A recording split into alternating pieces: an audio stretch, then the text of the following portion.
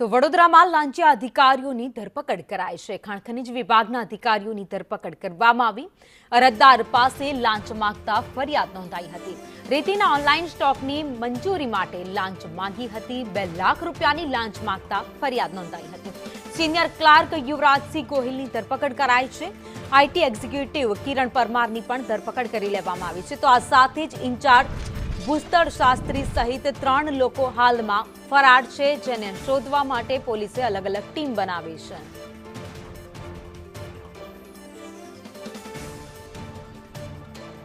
વધુ અપડેટ સાથે સંવાદદાતા કૃણાલ શર્મા અમારી સાથે જોડાઈ ગયા છે। કૃણાલ, લાંચિયા અધિકારીઓ પર તવાઈ બોલાવવામાં આવી, ધરપકડ કરાઈ।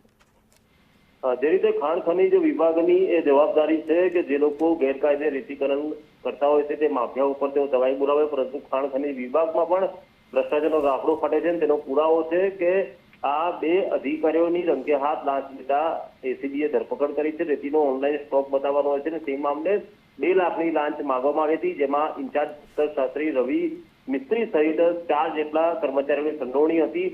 જોકે અરજદારે એસીબીમાં ફરિયાદ કરતા એસીબીએ હાલ સિનિયર ક્લાર્ક યુવરાજસિંહ ગોહિલ અને આઈટી એક્ઝિક્યુટિવ કિરણ પરમારની ધરપકડ કરી છે। અને ઇન્ચાર્જ જે ભૂસ્તર શાસ્ત્રી છે રવિ મિસ્ત્રી, તેમને પણ ફોન કરીને જાણ કરી હતી કે લાંચ મળી ગઈ છે।